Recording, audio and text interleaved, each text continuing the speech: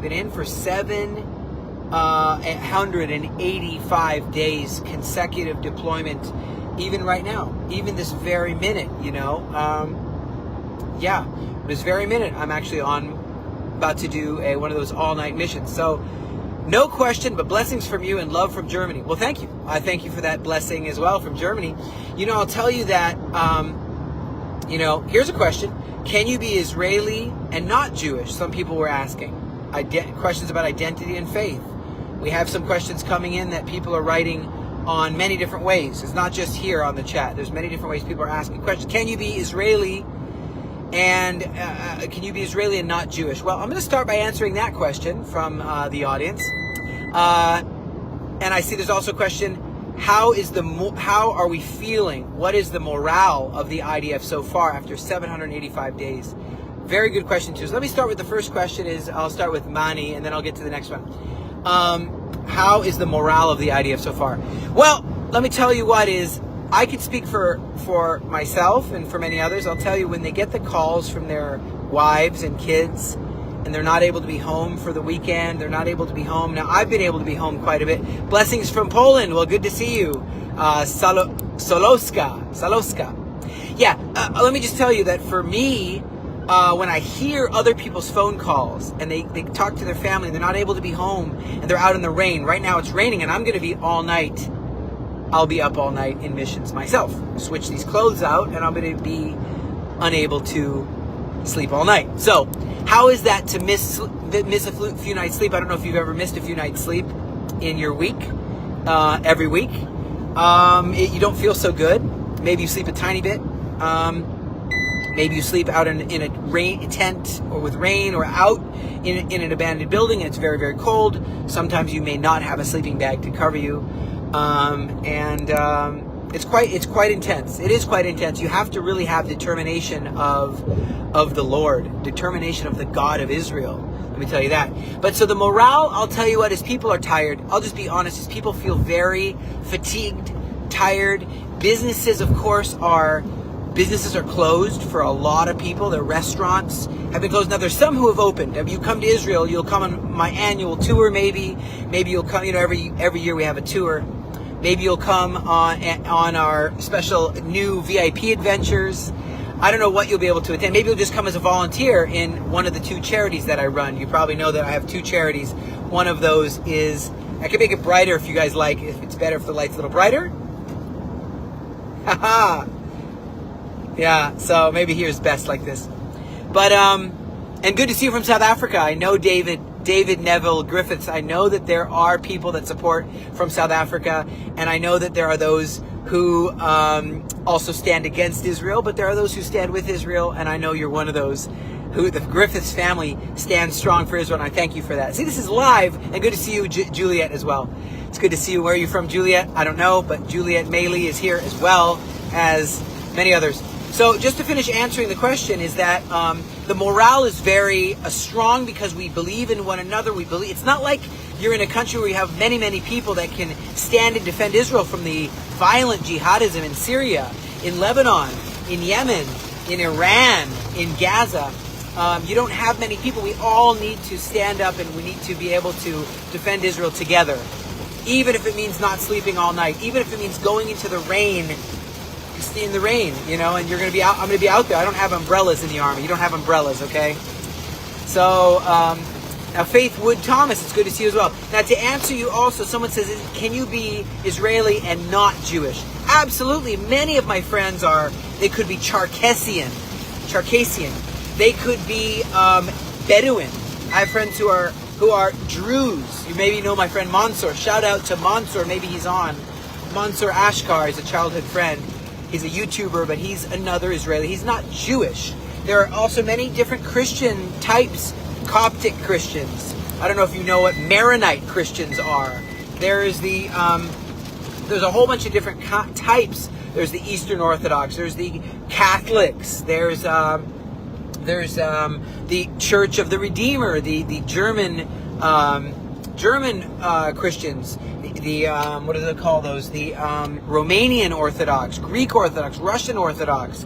So there's a lot of different types, and they're not Jewish. There are Jewish people as well, but we're all together. There's, of course, even Muslims. Yes, there's also Muslims. You see them swimming at the same beach with us. They have the same rights. There's no apartheid. It's good to see you, Pamela. Pamela, see, this is not a normal video. We're live. We're doing a live thing to spend time with you guys, see you guys, and we're all real. This isn't, and I'm on my way. Again, tonight, I won't be able to sleep. I'll be in very dangerous areas. Of course, I won't tell you where those are, but you know that I serve, and every once in a while, I get a little break for the weekend, and then you continue on. That's what I've been doing for the last little while in my 785 consecutive days of deployment in the military. Good to see you, Gina D'Angelo. Wow. There was another question, and good to see you, Anko and Siete de Vries. It's so nice to see you. I wanted to do something a little different today, not just where you see a video. This time, you're going to see me talking live, answering your questions live. So someone said, can you be Israeli and not Jewish? I answered that. There's a lot of people that I know and love who are not Jewish at all. Some are even Muslim. And so another question now from Bieta Matolka. What is the situation in Judea and Samaria? Any serious problem with jihadists there? Let me tell you what, it's not just now in this war, 7-front war of self-defense. This is something that's been going on for a long time. Last night, I was with a soldier, I'm not going to say his name. He got 2 bullets to the leg in Judea and Samaria. He had 5 friends killed in action. 5 friends, 5 soldiers killed in action. He picked up their body parts and had to bring them for burial. Blown up in these roadside bombs in Bethlehem. It used to be Bethlehem was Christian. It used to be Bethlehem was a little bit different than it is today. Today is very dangerous. It's becoming more and more and more the jihadist push. And people try to, what's called projection. The projection is put on us what they're doing. What the jihadist advancement is doing, they try to put it on us. We're an Israeli Defense Force. We're here to defend democracy, defend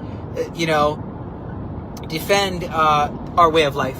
So yeah, it was asked also, what's the morale of soldiers? I mentioned that the morale is, we're very tired, we're very fatigued. We find it very hard when you don't get to be with your family, when you have to be away for extended periods amount of time, like 785 days. And not only that, it's like, the best way I can describe it, I was in the Knesset, our parliament, and I spoke there, and I said, it feels like we're in a wilderness season as a country.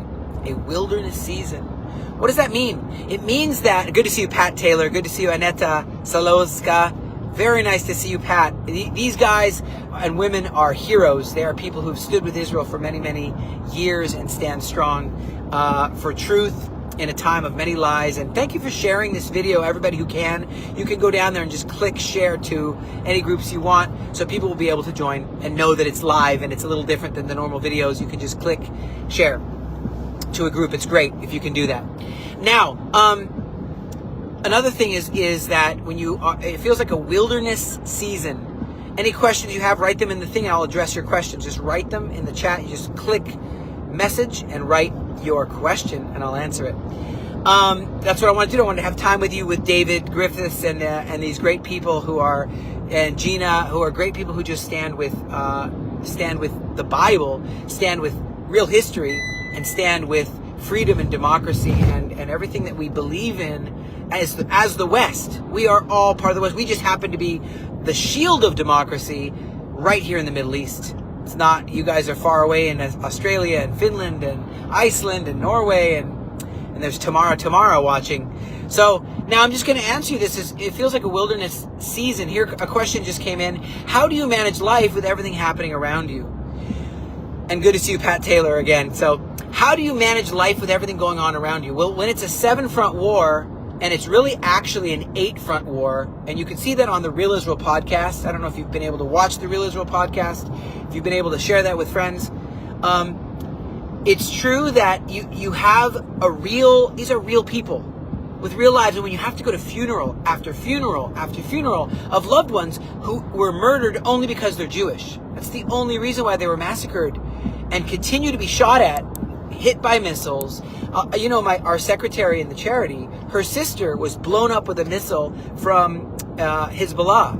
And I don't want you to be afraid to come here. It's more dangerous to go to any major American city. It's more dangerous to drive on snow this time of year in Canada. It's not dangerous. People here have we're all together protecting the country, and it feels like such a family, a big family, but it feels like our family is in a wilderness season. So, okay, so that's how I manage, is by reading the words of God. That's how I manage to survive, is by just remembering the promises over Israel. It's not a gimmick. It's the only way I've been able to really survive this whole time. It's crazy. It's been very, very hard, and I'll be honest. I don't know if how well other people that haven't been through 20 years in the army would be able to survive, because it's constantly, you have to be on. It's like adrenaline. I feel like you're on adrenaline all the time, and constantly watching, looking, what's going to blow up next, what's going to, you're constantly ready. And also there's the, and even as the charity, I'm like saying to our team, hey, get people to donate to the work, because we got to help a lot of people that are running from anti-Semitism.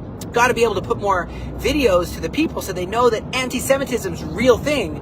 I've heard stories where people are being spit at, protested at in London, England, even in America, even in Canada, and people get a little shaken and they want to make Aliyah. So they want to come to either the Aliyah Return Center, or they want to hear messages from the faithful Galileans, or they want to hear from me on the Chaim Malespin channel. I have my own channel too, the Real Israel podcast, and they want to know about our teaching series and how they can be an ambassador for Israel and stand up against the lies. And there are so many lies that, without even any proof, so many lies.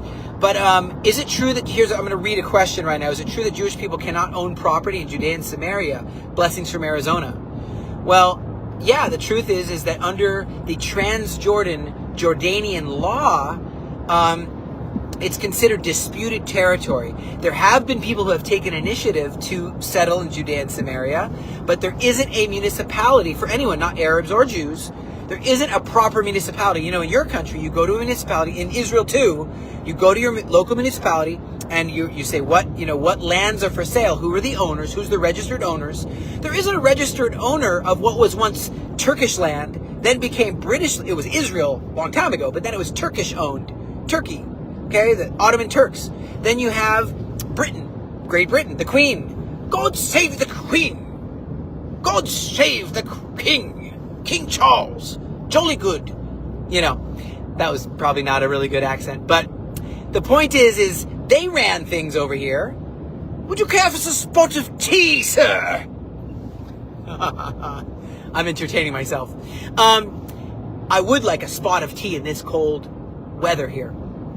Anyway, but my point is they ran things, then they left, then it became Transjordan, which means Jordan owned it, but then Jordan left. Jordan says we don't want to own it. They gave up ownership of Transjordan. That means Transjordan means that if you went over the Jordan River, so the east side and the west side of the Jordan River, the west bank and the east bank were all part of Jordan at one point. They gave up that. They said we don't want to run that. We didn't say you have to give it up. They wanted to give it up. So now it's considered like disputed territory or no man's land, until what I believe is we should fulfill what the Bible says and annex it. Annex it is a cool word, meaning you need to claim the sovereignty, as after the 6-Day War, the Arab armies that attacked us lost in that war. I see there's someone here saying some mean questions. Abidur Hassan Deru. Wow, there's some questions that you sometimes need to just ignore. I follow the Word of God, and I don't do things that are against the Word of God. Sometimes people project. They do things and they project it onto me. So Josh here asks, so glad you if you're Dutch, you should Dutch and Hebraic people, also Arabs here, can say Chaim. All right? So, jolly good. So now that is the answer to, now there's a real desire in our hearts to push forward a sovereignty over Judea and Samaria. That's right. And it would be good, I'm telling you what, God is good, God is love, and it's good and lovely for the Arabs that live there too. Because I'll tell you what, they do not want to be under the corruption of and violence of Hamas or Islamic Jihad. For that matter, the PLO has shown that they are very, very, very friendly to the cause of jihadism. They haven't renounced jihadism. They haven't denied jihadism. They haven't said we don't want to be allow for any jihadism. In fact, they've encouraged it. So they're not even prepared to manage a property like that. I believe it shouldn't just be no man's land forever. I know some people might not like to hear that, but it shouldn't just be a wild, wild east. Now, I know there's some Americans that say, what's with all the violence going on there? And there's even settlers there. There's settlers there, and they have to protect themselves, and they're getting attacked. And what is going to happen? Oh no. So I say, guys, what was it like in America back in the day before America annexed certain areas in New Mexico, in California? What happened is it was the wild, wild west. It's a very good way to look at it. Wild, wild west is a place where there's gunslingers. There was people doing stagecoach robbing. In this case, it's jihadist groups that will be in Judea and Samaria, and they'll just start shooting at Jewish people on their way home. They will do massacres like the Hebron massacre. Massacres like in Itamar. In Itamar, everyone was killed in the house except for a young girl underneath the bed. This is not okay. In Israel, you say, call the police. But do the police really patrol there? No, because it's not annexed. So that's what I have to say about Judea and Samaria. Now, I know Trump is under a lot of pressure and bribes from certain areas, certain planes and so on, that don't want him to confirm the biblical mandate of the sovereignty that God established of Israel. But God isn't against the Arabs. God is good and God is love, and he's good and lovely to all the Arabs that live there under true democratic process. Could you send that question again, Mariana? I believe it is. You sent a question. Send it one more time. It's not right. I see here that you have a question of David Griffiths. It's not right. It's not right that Israel suffers and the Arabs suffer by Hamas.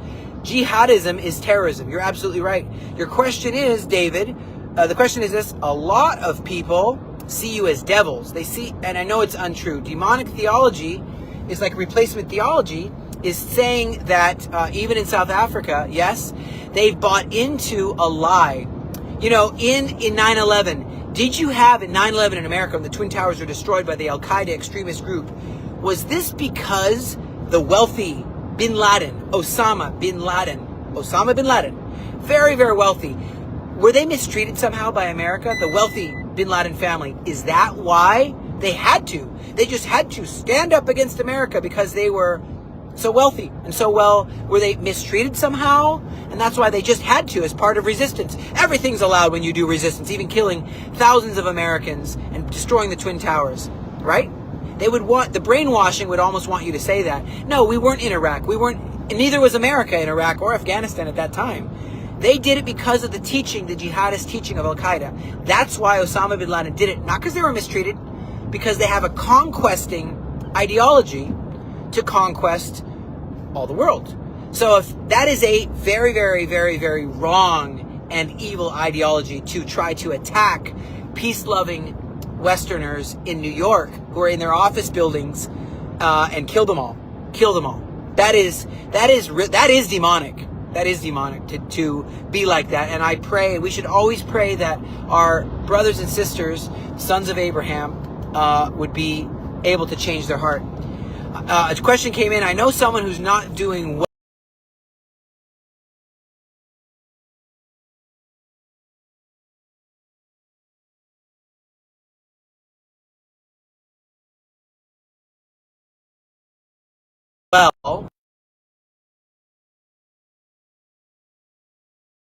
An IDF soldier right now, and many are going through depression.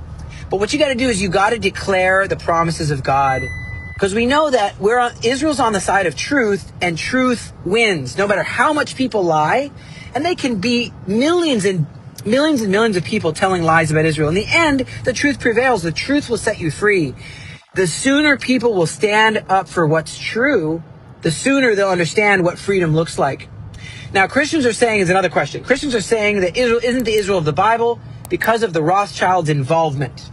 It goes on, but what I'll say is, well, let me answer this. First of all, do you know the Masons did not allow Jews to enter? It was a Christian group that didn't allow Jews to enter in the beginning. Do you know why Jewish people deal in diamonds? We deal in diamonds because we had to run from anti-Semitism because the enemy of everything that is right and everything that is good, which pushes lies of anti-Semitism into people's hearts and minds. So we had to run, and so diamonds, they're lightweight, you can carry, you can put them in your sock. So Jewish people got into diamonds. But then people were jealous of that. Hey, why do they have all these diamonds? They want money, they love money. All the world wants money. Okay, so it's not to single out the Jewish people and say they are the ones who love money. It's part of a anti-Semitic rhetoric invented by the KGB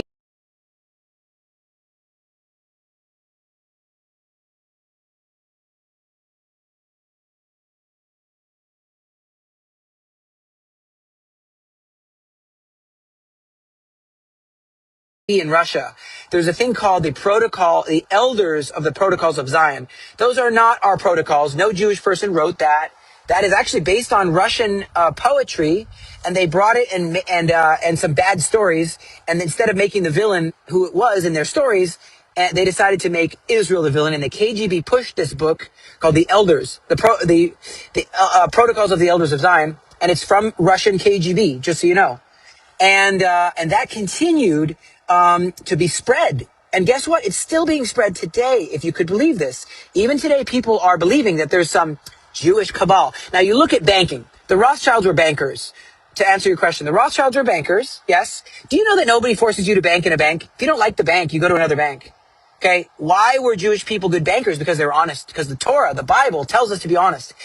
And the Rothschilds were eventually, what happened is a king said, I'm going to leave some money with you. I'm going on a trip. So he left a whole suitcase of money, a big treasure chest of money with, I think it was Edmund von Rothschild or Yaakov Rothschild, left a bunch of money with him. This prince came back a year or two later, and the money was all there. And he counted it. Every shekel was there. Every shekel, every bit of gold was there in this treasury. And so after that, the name of, wow, these Jewish people aren't going to be cheating people. Do you think that people would bank with Jews if they were all cheating everybody? Do you think that makes a good banker? Do you know that no one's forced to bank with anyone? People bank with Jews because they're trustworthy, because they won't rob from you. They'll steal. They won't steal your money. They will protect with everything in them the honor of your money. So now I know that because many Jewish people were successful in banking, there became this, it almost helped the conspiracy theories that they're all evil. But no, how about this? So now I'm not saying Rothschilds are perfect, but certainly they did donate some money in order to help Israel start. They donated to help Arabs and Jews to have hospitals. I'm not a Rothschild guy. I don't care. I don't know any Rothschilds, okay? But I'm saying you look at the history that they made wine, the first wineries, Zichron Yaakov, they helped with some business. Okay, but how does any of that, these conspiracy people, how does the fact that some rich people, also non-Jewish rich people, donated? Non-Jewish, what about Alfred, what about Balfour? What about Truman? What about other people who invested in Israel?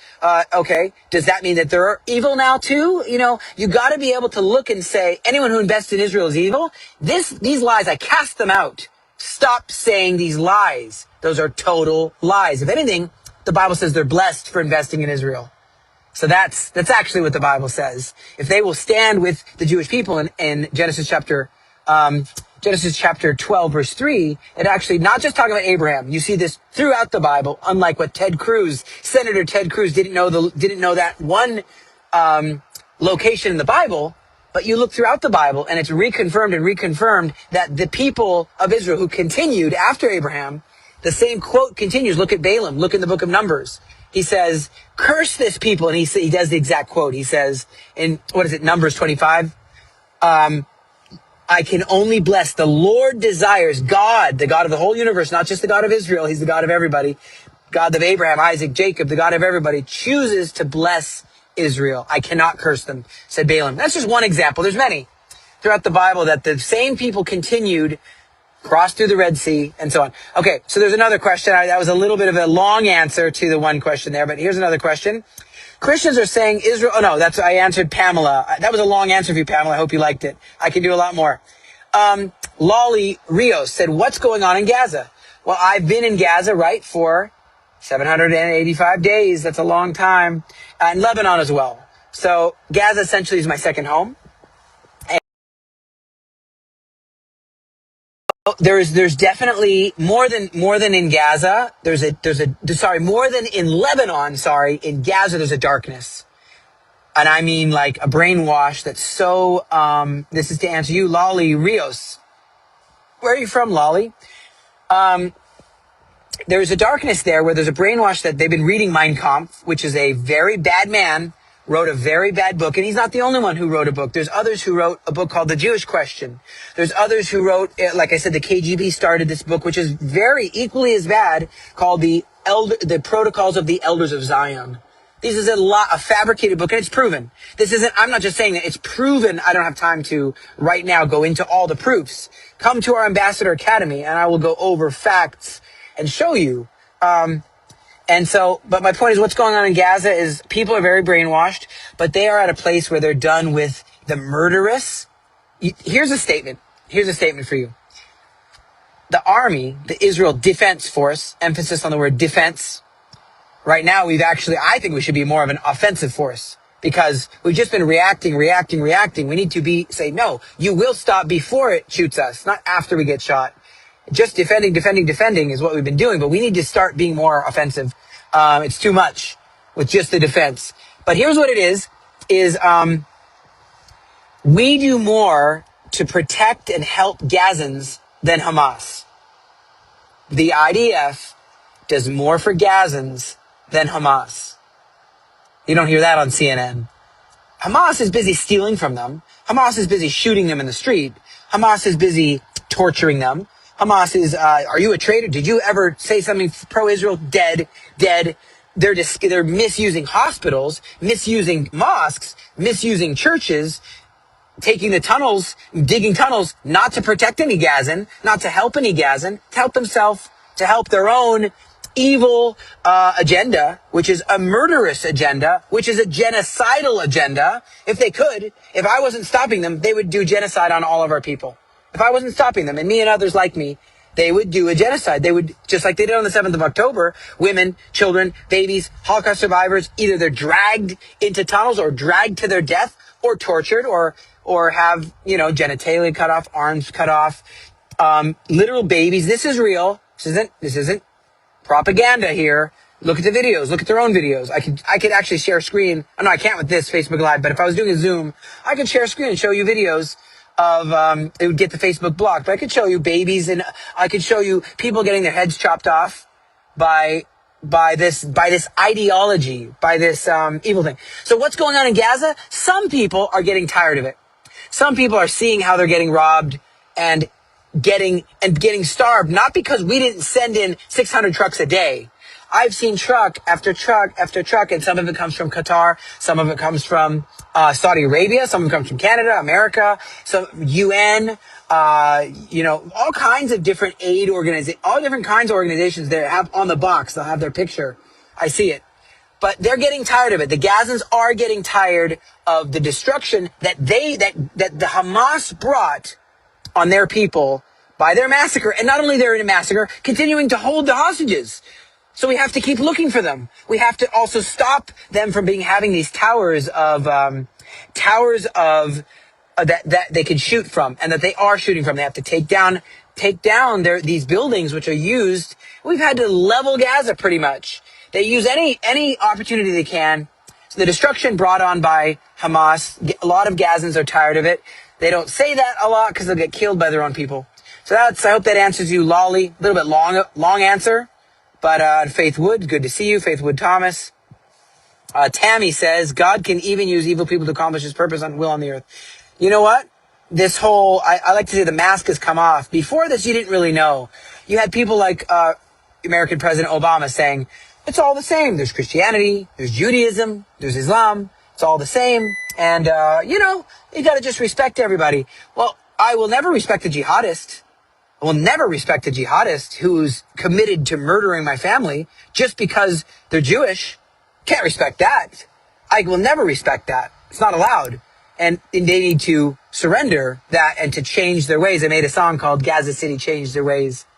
And so I do hope that they will change their ways, and that's what needs to happen. So, Sandy, I like your question, Sandy Covert. Sandy Covert says, how can we make a good support? Well, you know that I help them, right? I help new immigrants. I'm able to do that. I also get warm gear to give, and food and stuff, and even beef jerky. People send me sometimes meat and beef jerky. I give it away to them. I'm able to help the lots of kind of people that are in need, people that are injured, get them, and we help Arabs. Here's an important thing to know. We help Arabs in need. Do you know that the 12 children that were destroyed by the missiles from Hezbollah, they were all Druze Arabs. I mean, they were Druze people, Arabic-speaking Druze, right? And so their missiles, you know who was massacred? 3,000 people massacred there in Syria. Those were Druze. Those were friends. I serve alongside Druze and Arabic-speaking peoples. We help them. We give them scholarships. Arabic people get scholarships to be able to get a university degree. That's what we do. We don't just help Jewish people. We help Arabic people. So when they stand and they support, you can go to chaimmalespin.com, click on support. You can support. And I guarantee you it goes. This is the thing, is people know that there's sometimes charities in this world, and you don't know if you can trust them. You don't know. It's year-end giving now, right? But Black Friday was the other day, 2 days ago. Giving Tuesday is like tomorrow or something. And so people don't always know, can they trust what's going on? Just because someone has a registered charity and they comply with all the government things, you don't know if it's really going to go to help the people. But the good news is I always do these videos, and I send people the videos so they see that I'm actually helping. So I don't know if that answers you, Sandy, or if you need a longer answer or a different answer. Just go to Chaim Malespin, CHAIM, mail like man, spin like the globe.com, click on support, and it's a tax-exempt 501c3 charity, and you'll see the other charities there too. You'll be able to click on advocacy, and you'll see Aliyah Return Center, Faithful Galileans. There's 2 other charities as well. Let's see what other questions we got. Faith Wood, good to see you. Okay, good. So now I see there's a question here, which I'm getting to right now, which is, let's see, Tammy wrote, we have 400 plus Hamas operatives in Canada who are confirmed financing, and so causing many Jewish Canadians to consider Aliyah. Yes, that is absolutely true. Here's a very telling thing about where the West is. We all want to love, and we all want to help, and we all want to bless, and I do. I help Arabs, we help Jews. It's wonderful. But you got to be able to identify jihadism. That's something that there is no coexistence with jihadism. Doesn't work. You cannot coexist. You either surrender to jihadism and give up who you are and say you cannot be a free Westerner anymore, and you are under the jihadist. That's what they want, you to surrender, and for the flag of Islam. Now it's the Palestinian flag. They don't care about the Palestinians. They don't, or they'd help them in Jordan. They'd help them in Syria. They'd help them. They care about hating on Israel.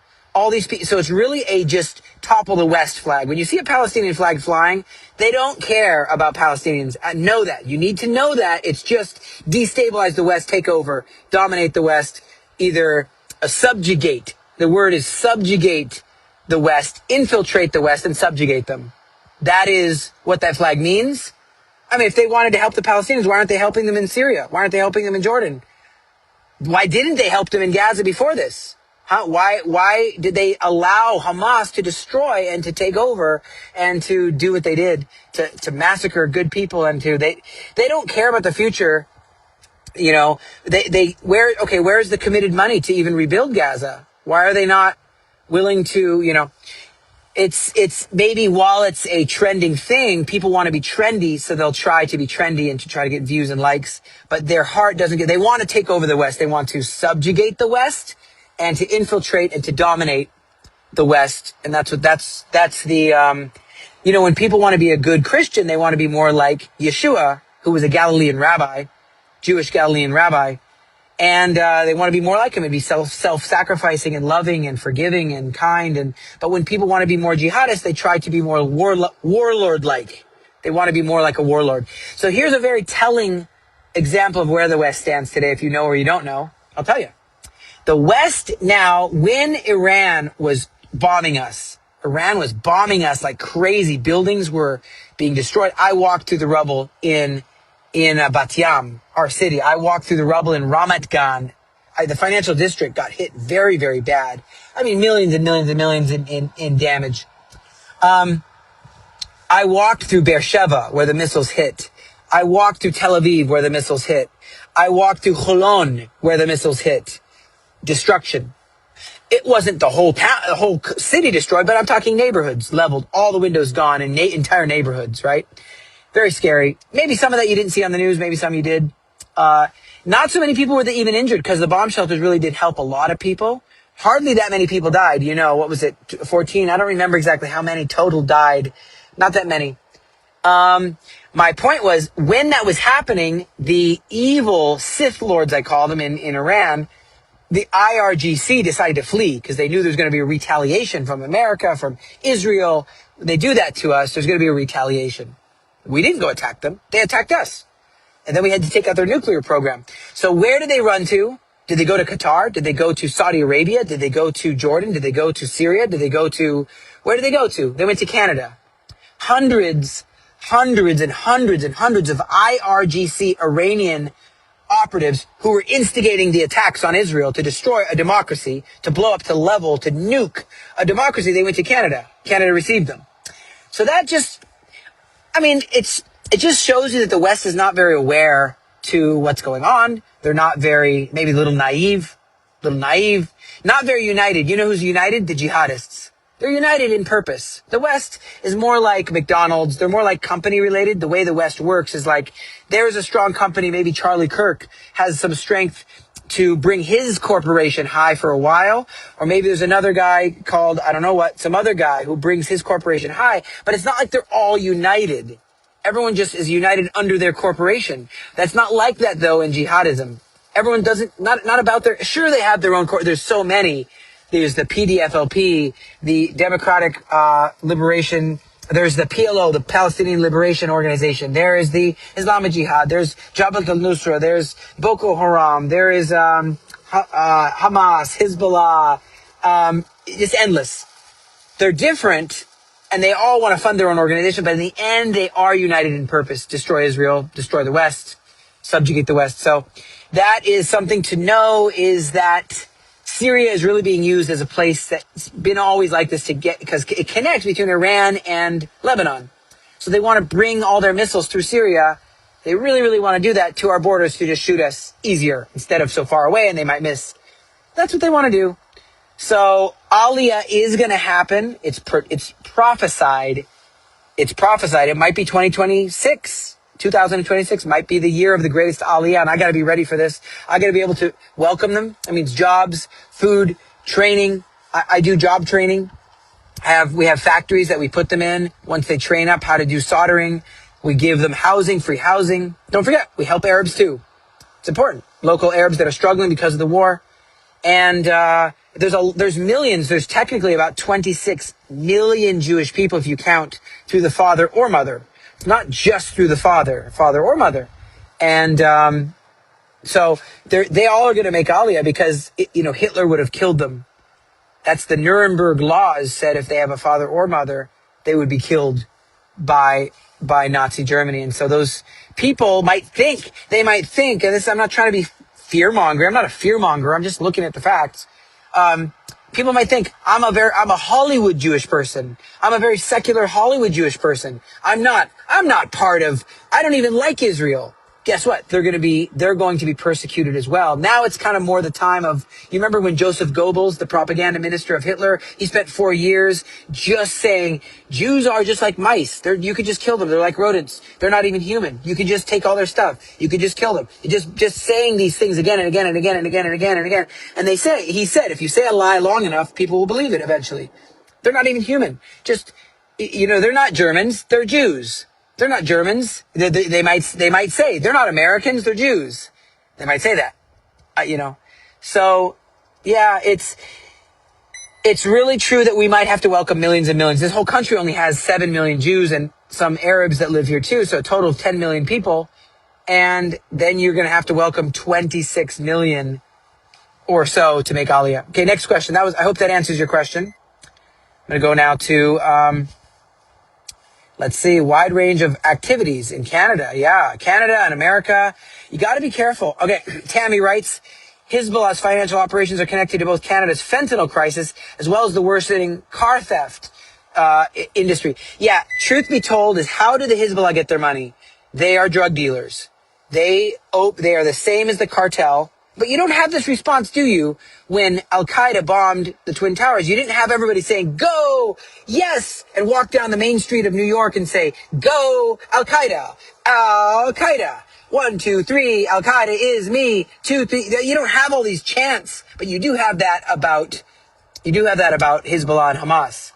It's very interesting. Very interesting. You don't have that about the cartel when Trump says enough of these drug dealer cartels. We don't want them running through America and selling, what is that called? Opioids and, what is that drug called that makes holes in your skin? And we don't want this. But you don't have people saying cartels, Mexican cartels. We want cartel. Down with you sort of actually do with ICE protests. You have some people saying that. There's a real destabilization happening around the West because they want to bring in a new form of government, which is not jihadists. The jihadists think, yes, they're helping. They just want, there's elements that it seems want a destabilization so they can bring in a more communist control like China has.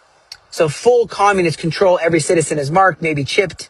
That's like the extent of where it looks like it would be going, but they're using the jihadists as a destabilization factor. So anyway, how's the condition? There's Mani Elmi. How's the condition of getting Israeli citizenship? Yeah, anyone who has a mother or father that's Jewish, even one grandparent that's Jewish, you can show that.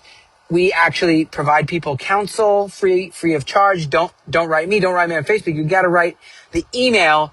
Just go to info@aliyahreturncenter.com. Info@aliyah, ALIYAH, returncenter.com. So that's info@ALIYAH, Aliyah, returncenter.com. Write an email and we'll answer all your questions about free of charge. Okay, Juliet says, Christianity is inherently from Israel. Yes. Do you know who the first ever recorded means written in history, in the history books. Who's the first person written anywhere to be called rabbi? Can anyone tell me in the comments? Who's the first person ever in the history? Let's see who can get it. Was it Hillel? Was it Shammai? Was it Rabbi Moshe ben Maimon? Was it Rabbi, who was it? Was it Rabbi was it Bar Kochva? Was it Maimonides? Was it, Rabbi Meir Bal Hanes? Who was the first ever person, Hillel, Shammai, who was the first person to be called a rabbi in documented history? Documented. Does anyone know? Write it in the comments. Anybody? First person ever to be called a rabbi. Nobody knows? It was a Galilean rabbi. His name is Yeshua. Yeshua is in English translated Jesus. Was the first person to be called the first person recorded in recorded history to be called a rabbi. That's interesting because some people are saying that he was a Palestinian. The term rabbi or Rabboni, Rebbe, Rabboni, rabbi, the first recorded written history, because the Mishnah was written after the writings of the Brit Chadashah. So, okay, anyway, but the point is there's a lot of work to be done to remove the history of who wrote the whole Bible. That's right. All the testaments was Jewish people. So people are forgetting about that, and they're forgetting about that, and they purposefully don't want to talk about that, and they want to divorce the tree from its roots, the olive tree from its olive tree roots. And they want to make it something else. But in the end, again, truth will set you free. I want to give another quote from this same Galilean rabbi. I'll give you a quote that he said when they said, what is the greatest commandment? What is the greatest commandment? His quote was, Shema Yisrael, Adonai Eloheinu, Adonai Echad. And they said, well, and he went on to say, and the next greatest commandment is like it. Ve'ahavta l'recha kamocha. In English, that is, Shema Yisrael, Hear, O Israel, the Lord our God, the Lord is one. and he says, and you shall love your name. You shall love the Lord your God with all your heart, with all your soul, with all your mind, with all your strength, he said. And you shall love your neighbor as yourself, he says. So this is a quote, and he was quoting Moses, obviously. But that's something that he said and something that he taught. So people got to be careful not to try to remove the roots from the roots. Now, okay, so another question that people asked is, what is it like to be serving alongside with Druze, with Arabs, with Bedouins? The best trackers in the army are Bedouins. What is it like to be serving alongside, more questions, please. Yeah. What is it like to be serving alongside with, Circassians? What's it like to be serving alongside religious? And so that's the question. And before we end, I want to talk about the hot topic of religious serving in the army, because I'm not seeing any questions here. More questions. Serving in the army is something that religious people don't always want to do, because they go and they study in the Mishnah. They study in the Mishnah, they study the Toldot, they study the Masechet Avot, they study the Gemara, and they study the Mishnah, the Gemara, and of course they study the Talmud, the Babylonian Talmud, and they study the Jerusalem Talmud, which was written in the Galilee, by the way, as well as the Aleppo Codex, written in the Galilee. So here's what it is they don't want to, their rabbis don't really want them to serve in the army, because they're taking away from their study time. And they're training to be a rabbi, or to train to be a good scholar of the Torah.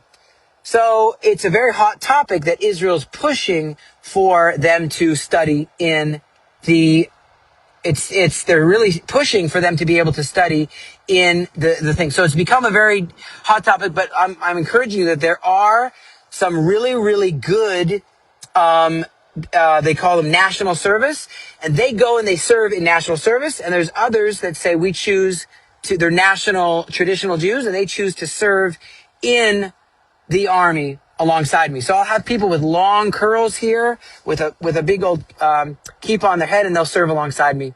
So we have all types, and we serve together. What we need you to do, guys, is to stand with truth. I want you to share. We got to wrap up. It's getting long here. I wanted to take this time with you guys to be able to for you to hear from me, to be able to answer your questions live. Thank you so much for being able to ask hard questions, incredible questions. I want to do more of this. I've done a webinar before that's really, really high end, not just me talking like this. I'll do more webinars that people actually pay to join. Yeah, people actually pay to join certain webinars. I've done that before. This is just to thank you guys, and to say, I really do thank you for sharing this. If you do the mitzvah gdolah of sharing this broadcast, if you do the mitzvah gdolah of also telling your friends to join us. And it is year-end giving, so I just want to say this is the time where we raise our budget to be able to help more people. It's all just your generosity that lets us be able to help Arabs and Jews here in the Galilee. And as I have a very long night, I better go. So, yeah, thank you for joining. And definitely tell your friends about the Real Israel podcast. Oh, one last thought is, I don't know if you know, but there's nations where news is blocked. News is blocked, okay? So the only place that you're able to get news is YouTube and Facebook. Some places only YouTube. So that's why I want you to be able to make sure this gets to people that need to know the truth from someone boots on the ground for almost 800 days. Thank you so much, Sandy, Lindsay, everybody. Have a wonderful night. And as the wave of Aliyah of Jewish people happens, tell a Jewish person that you care for them, you love them, you want to stand with them this Hanukkah. Just continue being part of the light that shines here in Israel. Good night to you all. I just want to take a minute to say thank you from the bottom of my heart, from the bottom of our hearts. This is the time of year when charities raise almost all their budget for the next year. And without your generosity, all of the impact on all of the lives here in Israel would be impossible. The IRS needs their tax payment, but we are a 501c3 registered charity in the United States, and we do provide that tax-exempt receipt. Friends, from Israel, Toda Rabah. Thank you so very much.